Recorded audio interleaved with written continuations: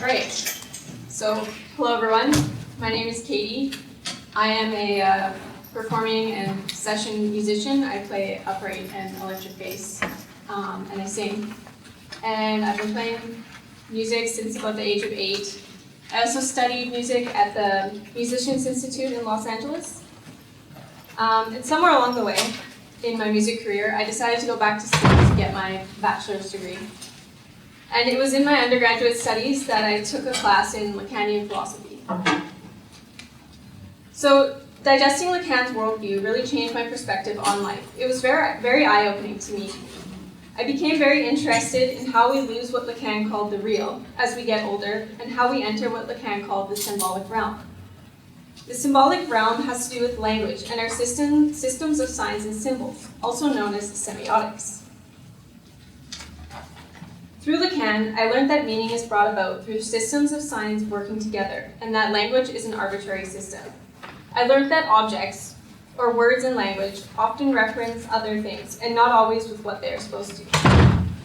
I learned that the symbolic value of an object is a value that a subject assigns to an object in relation to another subject, and that meaning or value is created through difference, through what something is not.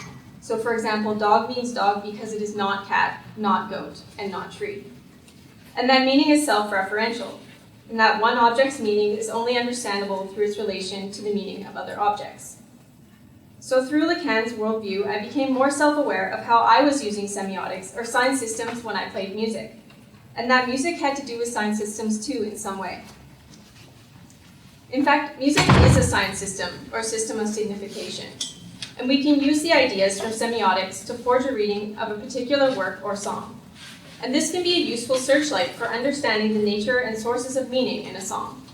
So we can ask questions like, not what does this piece or song mean, but how does it mean? Popular music can be seen as a language that is spoken by popular artists and their contemporaries.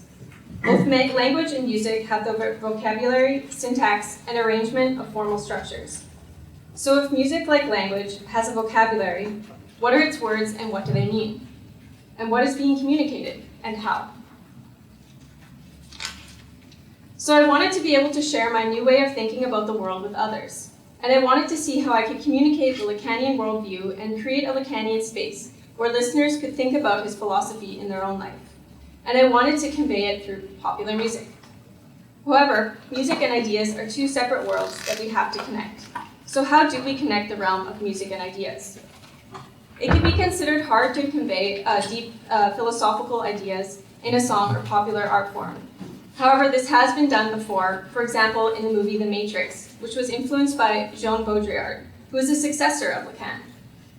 So I had to navigate how I could convey the deep meaning of Lacanian philosophy using the deceptively simple and familiar sign systems of popular music. So what laws of this sign system could I violate in the spirit of artistic license, and what liberties or play could I indulge in to further convey my meaning? So I really wanted to challenge people's ideas of looking at the world by introducing them to the Lacanian worldview. It became important to me that people and myself do not always look at the world one-dimensionally, and that we should be striving to look at things from different perspectives. So I not only wanted to educate my audience to look at things from different perspectives, but also to share the Lacanian worldview with others, because it's intriguing in itself and makes you think more deeply and question everything around you. So not only did I want to share this knowledge with others, but going through this process also helped me to solidify the knowledge in my own mind. This was really important because grasping the Lacanian worldview was not easy, and I struggled to make sense of it in my own mind. So writing this song helped me to fully grasp the language of Lacan, while additionally helping to spread this knowledge to others. So I wrote a song with my bandmate in our duo project Cyrene about what I personally found most meaningful from Lacan's worldview. So now I'm going to talk about some of the sign systems that we use to convey the Lacanian worldview, starting with the lyrics. As I go along, I may reference other instances in popular media that use similar signs to convey akin meaning. So I wrote the lyrics based on the Lacanian worldview, starting chronologically from the beginning of a human life through to approaching their death. There are 4 main pillars of Lacan's philosophy that I reference in my song. These are the real. which is our first realm of existence. This is when we are first born, when we are united with our mothers and one with the universe. Then comes the mirror stage, which happens at about 6 months of age. This is when we first see an image of ourselves in a mirror and our ego emerges. After the mirror stage comes the symbolic realm, which I spoke about earlier. And finally, there is the lack, which is an empty feeling inside that everyone gets. According to Lacan, this feeling represents our wanting to get back to the real, the realm where we first started. So here are the lyrics to my song. As you can see, in verse 1, I'm referencing the real. Then I move on to talk about the mirror stage later on in verse 1. By the first chorus, we've entered the symbolic realm. In verse 2, I'm referencing ways to fill the lack, and in the final chorus, we are in the symbolic realm. So the chorus, which is the main message of the song, communicated what I think is the main message of the Lacanian worldview, which is that whenever we feel the lack, we spend our lives endlessly to try and fill this lack with things like romantic love and consumption. But unfortunately, nothing will work to fill the lack, and we will never be able to get back to the real. There are also 2 vocal lines that split off from the main vocal line in the chorus. This can be seen as an example of counterpoint, or for another popular music reference, check out Irving Berlin's You're in Love. So in the chorus, I sing, I have an identity, but something lacks inside of me.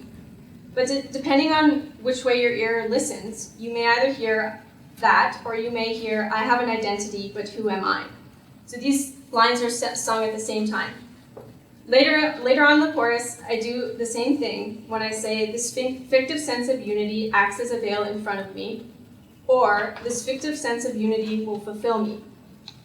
So this is supposed to represent the tension, confusion, and conflicting identities that a person feels when they feel the lack, and try endlessly to fix this and get back to feeling whole and complete like they did in the real. This also adds to the quirkiness and surrealism of the song, which is one of the other things that we were going for. So musically, we're using a standard, well-recognized popular music form that includes an intro, verse, chorus, bridge, and outro chorus. We've also employed some vocal harmonies to emphasize the frustration and confusion that a person feels as they grow older and are trying to return back to the real. In the bass, I am playing some angular lines in coordination with an eerie and creepy vibe that we were going for in the song.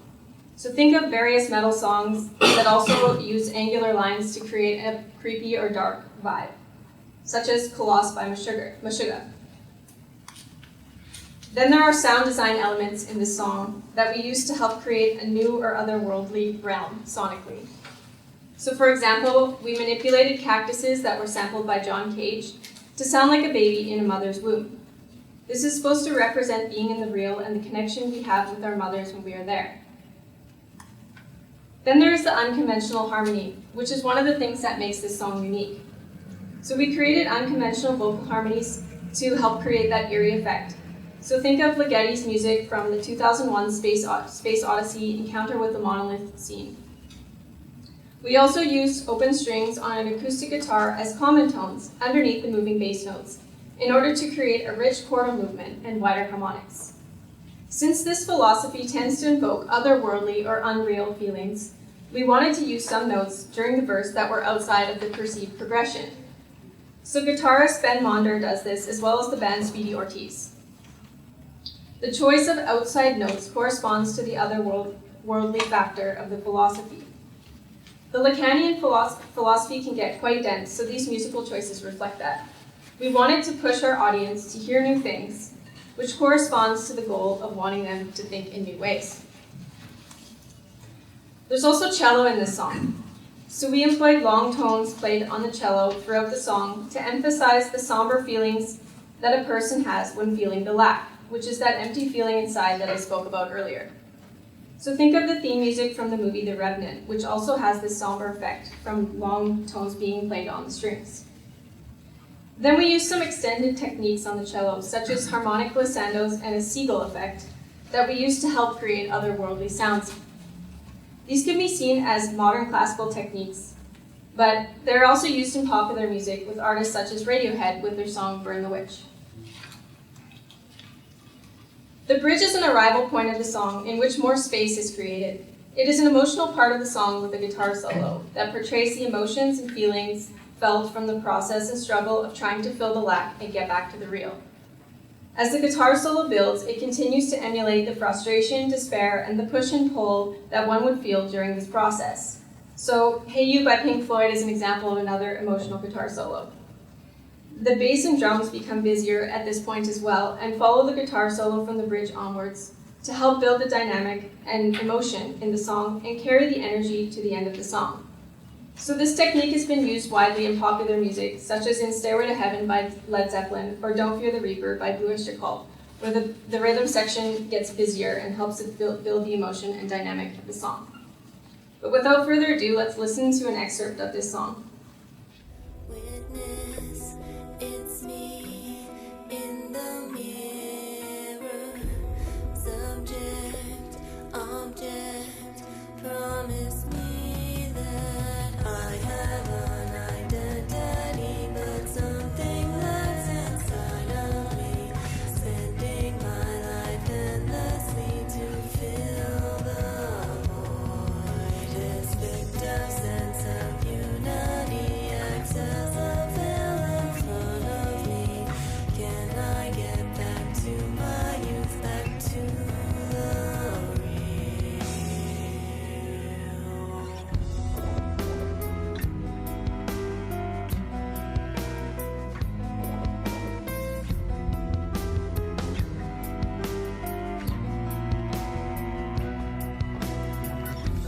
Desire begins, narcissism, true love, assets, consumption, mother, return, backwards motion, avoid the realm of my death.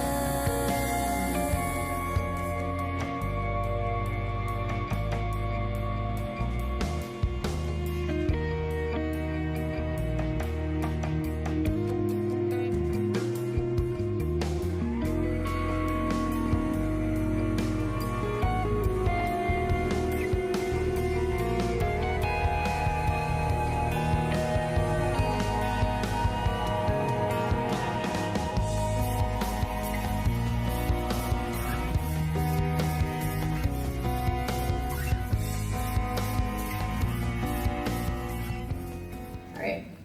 Sorry, the volume was up all the way. So, some of you might be asking, why the video? So as I've been saying, these ideas were quite complicated, and the video provided a whole other realm of signs that we could use to help convey the meaning. Not only the natural signs, but also the visual effects and the distortion that you saw in the video. Moreover, the director knows the sign systems of video, so he was able to convey this knowledge effectively visually. So some of the things, just a few of the things that we did in the video to help portray the meaning include the cube-headed protagonist who is battling his own identity, which represents surrealism and finding ways to fill the lack. The suit that the character is wearing also grounds this character in the real world, while the mirror head provides this surreal element. And of course, the mirror head signifies the significance of the mirror stage, which is one of the pillars of Lacanian philosophy that I mentioned earlier. So, were we successful with this? Did we create a Lacanian space, and did we convey the deep meaning of the Lacanian philosophy? So there are some reviews that we got that say that maybe we were. This person says it's deep, it will bend your ears. Every time you listen to it, you're going to go on a new journey. You're going to hear new things every time. And Rolling Stone said it's a surreal, creepy video which follows a cube-headed protagonist battling his own identity. So we did want people to hear new things so that they could think in new ways. So there is some promising comments there. As well, on social media, some other people said that it's amazingly trippy, very weird, and haunting and trippy with unconventional harmony. But success is as much about personal growth as it is about convincing others. The real success here is that it forced me to open up to how others might respond to my music. It is relevant, of course, whether or not others appreciate the song, but that is too hard to quantify in any scientific way. Instead, the real conclusion is how much I learned from it and how effective I felt about the techniques that we used.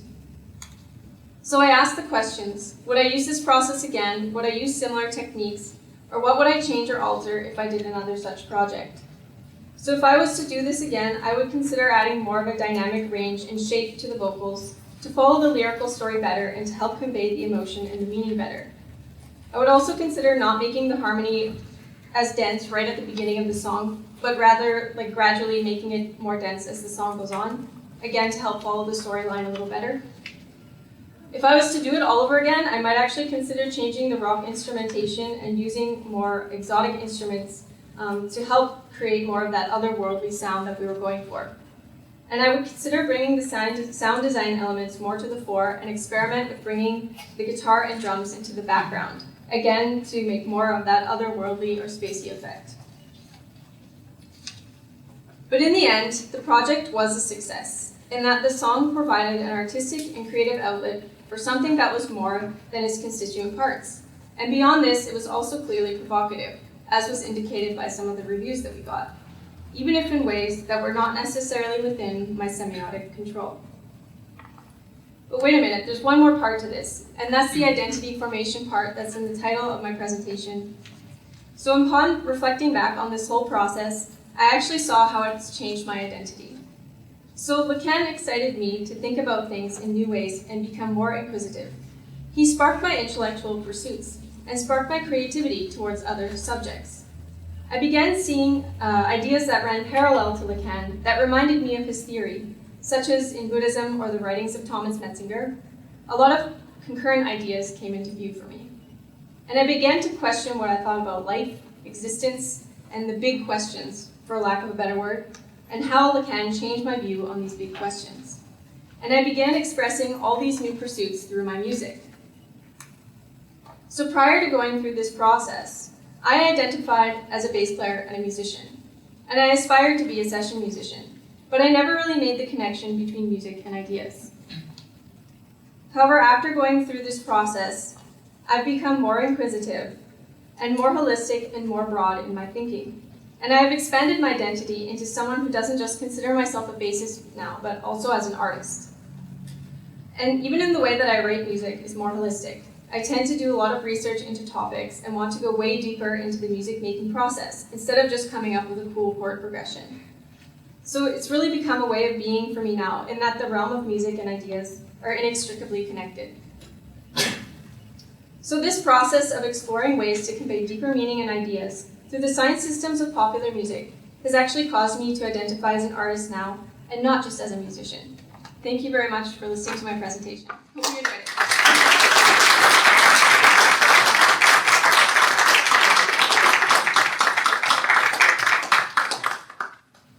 Questions? Yes? Thanks very much. Just a small point. When you mentioned if you're going to do it again, you'd incorporate exotic instruments. I wonder what you meant by that term. Just instruments that are not necessarily part of the rock lexicon, so not guitar, bass, and drums and vocals, like maybe sitar or just anything that wouldn't be considered necessarily part of the rock lexicon. Okay, thanks. Yeah, because I saw you said exotic, then otherworldly in that juxtaposition, those sort of dialogues and discussing things in that way. I don't know. I don't know what I'm trying to say here. Essentially, just by saying I want you something exotic and otherworldly in itself is a bit of a loaded idea or perception of what things might be exotic or what aren't. Yeah, well, I guess what I was thinking was that... Especially working with Lacan, Sorry? Especially working so resolutely with Lacan, saying I want to do something exotic. And it was already writers on how the mirror phase in itself could be sort of like a projection of lightness. Yeah, I guess what I meant by that was because I am working within the genre of popular music, so instruments that would not necessarily be, in normal in that genre. Okay, cool. So, thanks for that. Yeah. Any other questions? Yes. I was curious because you talked about at the very end semiotic control on this, and you made it really clear about how a lot of the sort of generation of a lot of the core musical material, like the melodic lines, the harmonies, and the lyrics, and all this, was sort of reflecting Lacanian philosophy, which is really, really interesting. I was curious if you ever, when you were entering towards the mixing stage or production, did you find there were aspects that you were having to mess around with and mixing that were kind of not falling under your semiotic control? Were there things that, like, you were making choices and that wasn't kind of fitting? Or what did you feel the limits were of, how much could actually fit under that? Yeah, well, I really wanted to get, I didn't mix the song, my uncle did, but I was really hoping to get his input into this presentation as well, because I obviously had to explain all of this to him and make sure that he understood what meaning I was trying to convey with the song. But yeah, I mean, definitely, because like someone else did do the mixing, and it was like in some ways out of my control. All I could do was, as I said, try to explain it as best as I could to him, and there was a lot of sort of back and forth of tweaking things and trying to get things the way that I heard them or that I wanted them to be in my head. But I guess, yeah, like, not everything was exactly the way that I would have wanted it. I mean, it's probably impossible. So yeah, and also what I meant by not within my semiotic control was also just the way that the audience like perceives it. Because like I'm trying to get them to perceive it in a certain way, but they're gonna perceive it however they're gonna perceive it, and it might not be the way that I want them to. So there's that factor as well. Yeah. Any other questions? All right, well, I'm at 21 minutes, so I guess we should... Oh, there is one more, sorry. Yeah, thank you.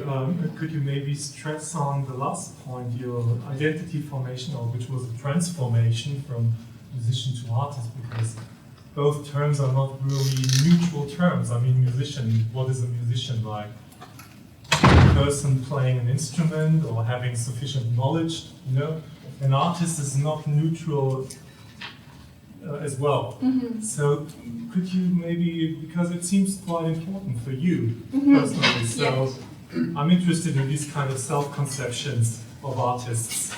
So what was first, like the musician, and then the artist? Well, I kind of tried to explain that a bit at the end when I was talking about how I write music and it's more holistic now, and I tend to go way deeper into the music making process and that sort of thing. That was sort of me trying to describe how I've become different without getting into a lot of detail because I only have 20 minutes. But basically, yeah, like before this process, like I mostly just worked as like a bass player and a session musician. Like I played for a lot of other artists, like on their recordings and stuff like that. But I never really kind of went through this songwriting process and kind of went through it in such a deep way and like really trying to convey like a very deep meaning and things like that. So to me, like a musician, at least like what I was saying, is someone that is maybe like an instrumentalist. So someone that is like proficient technically on an instrument. At least like that's how I was identifying myself as a musician. And then now, I'm I guess more of a songwriter in the artist way. Does that make more sense? Yeah, it makes sense because you said it, so thank you. I mean, it's really nice insights because I'm wondering, like, so is like a 10-year-old, he's not, or she or he's not a musician, then? I mean, he's playing an instrument. Well, if they played an instrument, they could be a musician.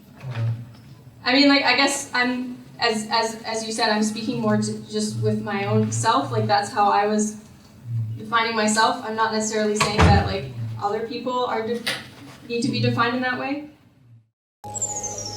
The University of Huddersfield, inspiring tomorrow's professionals.